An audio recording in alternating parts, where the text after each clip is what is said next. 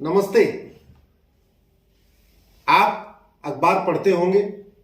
अखबार नहीं पढ़ते होंगे तो सोशल मीडिया के जरिए, गूगल के जरिए आप खबरों से परिचित होंगे पूरे देश में क्या हो रहा है। मैं पिछले 20-22 साल से जब भी न्यूज़पेपर पढ़ता हूं तो उसकी जो 10 प्रॉब्लम होती है, भाई अखबार में प्रॉब्लम ही निकलती है।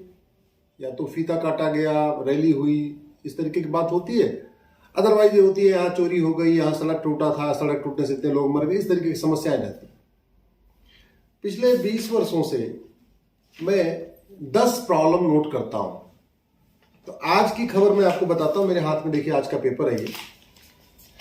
पहली खबर ये है, अमृतसर में हिंदू नेता सुधीर सूरी की गोली मारकर हत्या।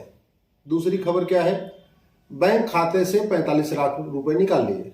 तीसरी खबर यह है, पेट्रोल पंप पे मिलावटखोरी चल रही थी।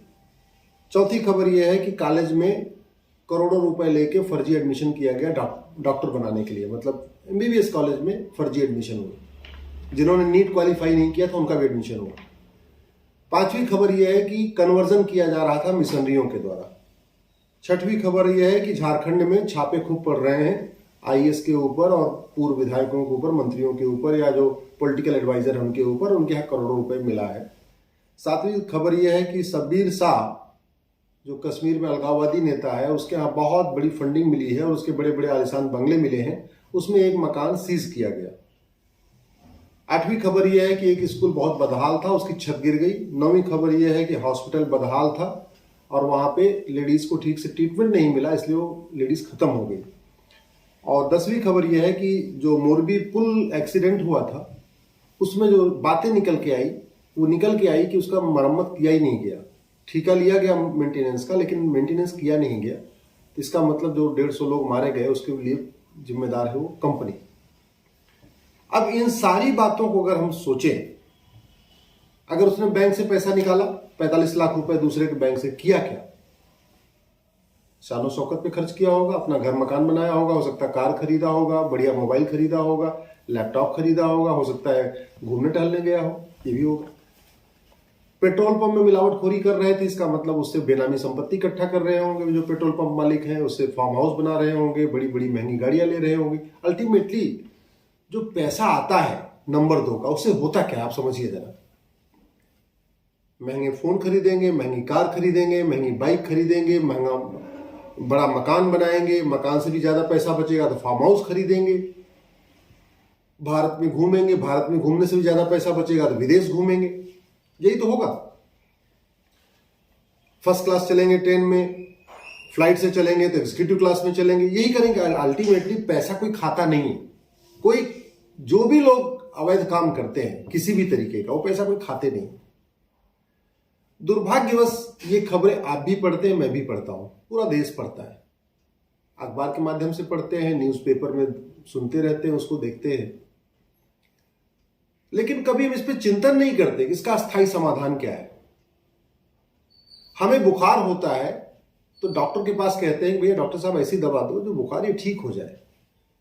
तो डॉक्टर क्या करता है, एक तो बुखार उतारने की जो टेम्परेचर उसको डाउन करने की एक दवा देता है, दूसरा एक एंटीबायोटिक भी देता है कि भाई आगे से परमानेंट बंद हो जाए। मतलब ऐसा नहीं कि डॉक्टर ऐसी दवा नहीं देता कि आज एक पैरासीटामोल दे देगा, आज खा लो जी बुखार उतर गया, कल फिर बुखार चढ़ेगा फिर खाना, परसों फिर चढ़ेगा फिर खाना।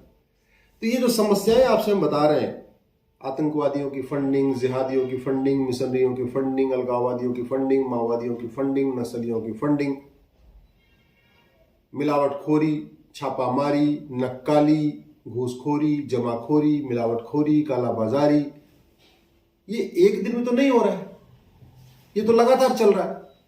तो लगातार चल रहा है तो इसका परमानेंट सोल्यूशन क्यों नहीं हो रहा है?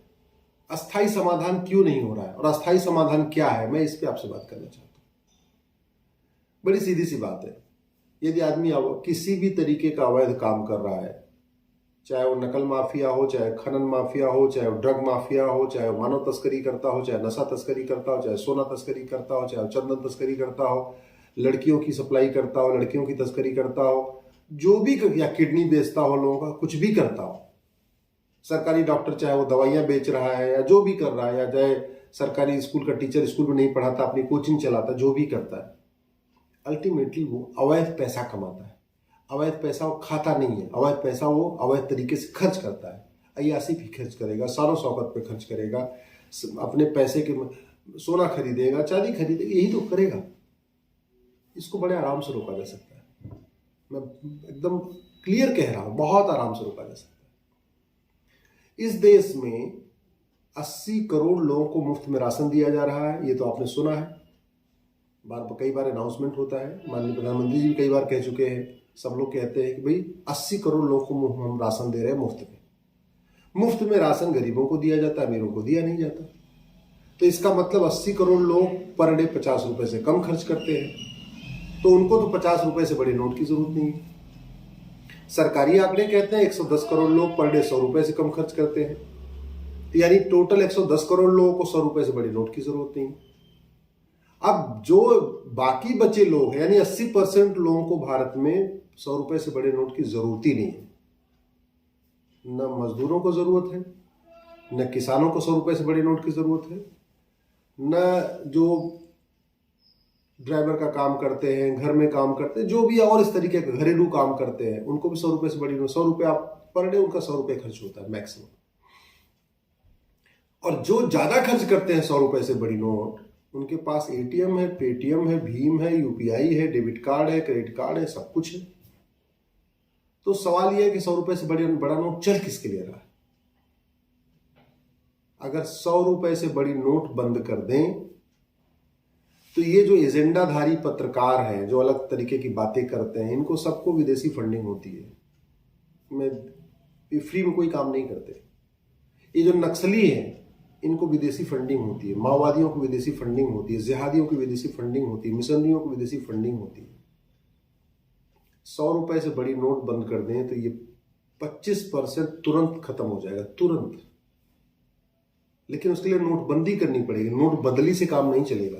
नोटबंदी और नोट बदली में अंतर होता है। नोटबंदी का मतलब नोट बंद, जैसे नसबंदी का मतलब नसबंद, ऐसे नोटबंदी का मतलब नोट परमानेंट बंद। नोट बदली का मतलब होता है 500 रुपए के बदले नई 500, पुरानी के बदले नई 500, पुराने 1000 के बदले नया 2000, इसको कहते हैं नोट बदली। तो नोट बदली से काम नहीं चलेगा, नोटबंदी करना पड़ेगा। दूसरा, इस देश में सबका आधार बना हुआ, 130 करोड़ आधार बन चुका है। तो जब आधार बन चुका है तो कानून बना के हम इस आधार को, जब भी कोई आदमी प्रॉपर्टी खरीदेगा, चाहे वो मोबाइल खरीदेगा, चाहे वो स्कूटी खरीदेगा, चाहे वो बाइक खरीदेगा, कुछ भी सामान खरीदेगा जिसकी कीमत 50,000 रुपए से ज्यादा है, तो उसके लिए आधार मैंडेटरी कर दिया जाए। तो सरकार को पता चलता रहेगा भाई कौन कौन आदमी महंगा सामान खरीद रहा है। उससे ये भी पता चलेगा, अच्छा इसकी इनकम तो है नहीं, कमाता तो है नहीं, कोई काम धाम तो करता नहीं है, इनकम टैक्स तो भरता नहीं है, न ये किसान है, न ये मजदूर है, ये कुछ भी नहीं है। फिर ये हर महीने 2-3 लाख रुपए की शॉपिंग कैसे कर रहा है?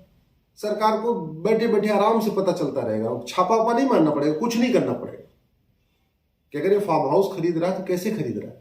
मान लो ये भी होता भाई ठीक, अपने नौकर के नाम पे फार्म हाउस खरीद रहे या किसी और के नाम खरीद रहे, तो स्वाभाविक सी बात है, जिस नौकर ने जिंदगी में कभी इनकम टैक्स नहीं भरा, जिस नौकर के बैंक में कभी 5 लाख रुपए भी नहीं था, अगर वो 5 करोड़ की प्रॉपर्टी खरीद रहा है तो सरकार को तुरंत पता चल जाएगा। बैठे बैठे सॉफ्टवेयर बताएगा, कंप्यूटर बताता रहेगा कि भाई देखो ये फला कुमार जो है, इन्होंने जिंदगी में कभी 5 लाख रुपए इनके बैंक में नहीं आए थे, लेकिन अब ये 5 करोड़ का फ्लैट खरीदने जा रहे हैं या 25 करोड़ का फार्म हाउस खरीदने जा रहे हैं। ये सरकार को बैठे बैठे पता चलेगा। न छापा मारना है, न सीबीआई को भेजना है, न ईडी को भेजना, किसी कुछ नहीं करना। और इसी तरीके से जब इस देश में 50 करोड़ बैंक खाते खुल चुके हैं, 50 करोड़ बैंक खाते खुल चुके हैं, इसका मतलब 50 करोड़ लोगों के पास एटीएम आ चुका है। एटीएम कार्ड या रुपए कार्ड कुछ न कुछ आ ही गया है। हम क्यों नहीं एक कानून बना देते हैं कि जिस सामान की एमआरपी 4-5 हजार रुपए से ज्यादा है उसको आप कैश में नहीं खरीद सकते। उसके लिए आपको ATM, Paytm, Bhim, UPI, debit card, credit card कुछ न कुछ करना पड़ेगा।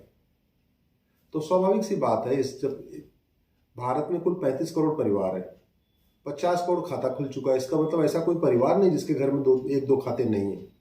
इसका मतलब ऐसा कोई परिवार नहीं है जिसके घर में एक या 2 एटीएम नहीं है।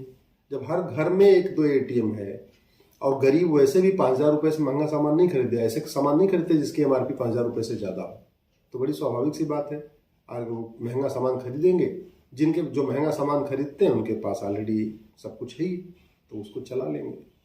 मैं गारंटी के साथ कहता हूँ, पूरी गारंटी के साथ कहता हूँ, 50% समस्याओं का मूल कारण भ्रष्टाचार है।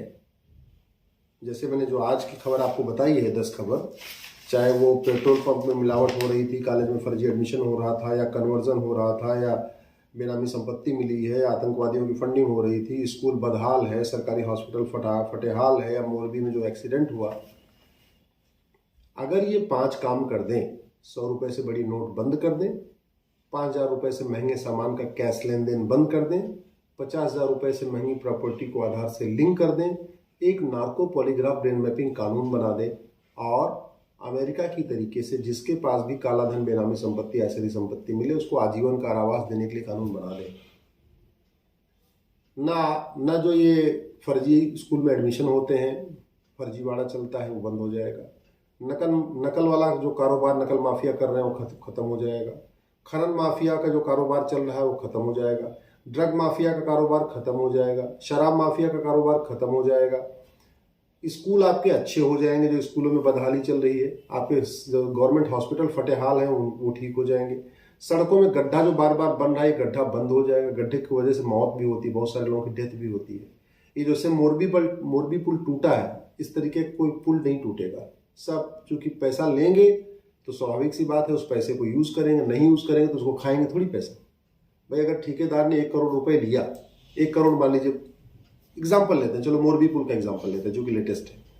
मान लीजिए मोरबी पुल का उन्होंने ठेका लिया 1 करोड़ रुपए में। अब 1 करोड़ में 20 करोड़ चला गया सांसद, विधायक, मंत्री को। 20 करोड़ ले लिया जो वहां पे जेई, एई, एक्सियन, जो सरकारी बाबू है, उन्होंने ले लिया। मतलब 100 करोड़ का ठेका हुआ, उसमें से 20 करोड़ सांसद, विधायक, पार्षद, प्रधान ले लिए। 100 करोड़ के ठेके में से 20 करोड़ बाबू, clerk, JE, junior engineer, assistant engineer, XEN, वो सरकारी अमला ले लिया। 40 करोड़ गया। 20 करोड़ उसने अपने लिए निकाल लिया ठेकेदार ने, तो 60 करोड़ तो निकल गए 100 करोड़ में से। बचा कितना? 40 करोड़। अब 40 करोड़ में जब काम होगा तो ऐसे ही काम होगा, फिर तो पुल टूटेगा। इसी तरीके जो पीडब्ल्यूडी में सड़कें बनती, सड़कें बनने क्या हो रहा है, जितने भी सड़क बनते हैं ये बार बार जो टूटते हैं, क्यों टूटते हैं? इसलिए टूटते हैं कि 20% नेताओं के पास गया, 20% नौकरशाहों के पास गया, 20% ठेकेदार ने अपने लिए रख लिया। अब बचा 40%। उस 40% में 20% तो मजदूरों को चला जाएगा, जो लेबर मजदूर काम कर रहे हैं। तो रॉ मटेरियल कितने का लगता है? मात्र 20%। तो स्वाभाविक सी बात है, जब रॉ मटेरियल खराब है आपका तो सड़क टूटेगी ही टूटेगी, गड्ढे होंगे। मेरा आप लोगों से आग्रह यह है कि जितनी हम समस्याएं देखते हैं, आपके लिए एक निवेदन करिए, जब भी सोशल मीडिया में कोई आदमी प्रॉब्लम शेयर करे उसको तुरंत टोकिए। भाई तूने प्रॉब्लम तो बता दिया, इसकी समस्या का मूल कारण बताओ और परमानेंट सोल्यूशन बताओ। जब भी आदमी कोई कन्वर्जन का कोई बात करे, कन्वर्जन का वीडियो ट्वीट करे, तुरंत टोकिए उसको, तुरंत उसको रिप्लाई करिए। इसका मूल कारण क्या है, स्थायी समाधान क्या है। कोई आदमी सड़क का गड्ढा दिखाए, पूछो इसका मूल कारण क्या है, स्थायी समाधान। जब तक मूल कारण और अस्थायी समाधान पे टोका टोकी शुरू नहीं होगी, तब तक ये पॉलिसीज बंद नहीं होंगी। और यदि भ्रष्टाचार के खिलाफ कठोर कानून अब नहीं बंद हुआ, अब नहीं बना, 100 रुपए से बड़ी नोट अब नहीं बंद हुई, प्रॉपर्टी को आधार से लिंक करने का कानून अब नहीं बना, तो याद रखिए कभी नहीं बनेगा। और अगर ये भ्रष्टाचार खत्म नहीं हुआ, समस्याएं खत्म नहीं होगी। आपको अगर ये वीडियो ठीक लगा हो, अधिक से अधिक शेयर करिएगा। ट्विटर पे, टेलीग्राम पे, फेसबुक पे, व्हाट्सएप पे, जहां जहां शेयर कर सकते हैं शेयर करिएगा। जय हिंद, जय भारत।